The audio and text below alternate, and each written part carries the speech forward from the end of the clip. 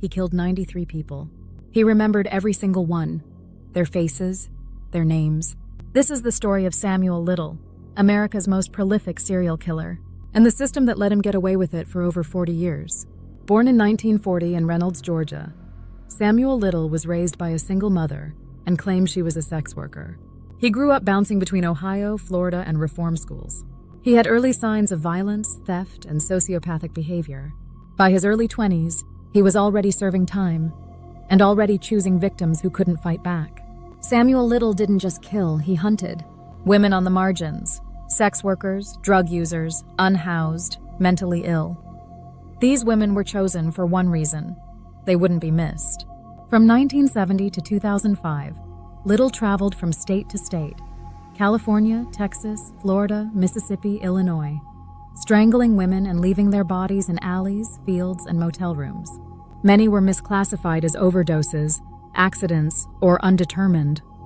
Dozens were buried without names. Little said it best: "I knew they wouldn't look for them." For decades, Little slipped through the cracks. He was arrested more than 100 times for theft, assault, rape, and murder, but kept walking free. Why? Because his victims weren't seen as worth fighting for. In some cities, police didn't even open homicide investigations. In others, they ignored DNA evidence, and the media? Silent. While names like Gacy and Bundy became headlines, Samuel Little remained a shadow. In 2012, Little was arrested in Kentucky for drug possession. He was extradited to California, and that's where everything changed. His DNA matched 3 unsolved murders from the 1980s in Los Angeles. Convicted in 2014, but that was only the beginning. In 2018, the FBI reopened his case and started asking questions. And Little started talking. Over 700 hours of recorded interviews. 93 murders confessed. And the details? Uncannily specific.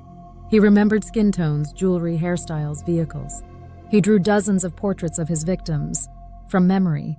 Many later matched with cold cases. The FBI called it the most accurate confession in modern criminal history. As of now, 60 murders have been confirmed, and the rest remain open. All committed by one man, over 40 years, in nearly 20 states, making Samuel Little the deadliest serial killer in U.S. history. Why aren't there documentaries, books, films? Because his victims were mostly black, poor, forgotten. The media didn't care. Law enforcement didn't investigate. And for decades, nobody listened. Samuel Little died in prison on December 30th, 2020. No final confession, no remorse. Dozens of families never got answers.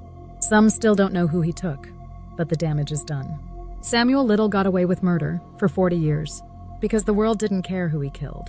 Subscribe for more cases that the media buried and the names they never set out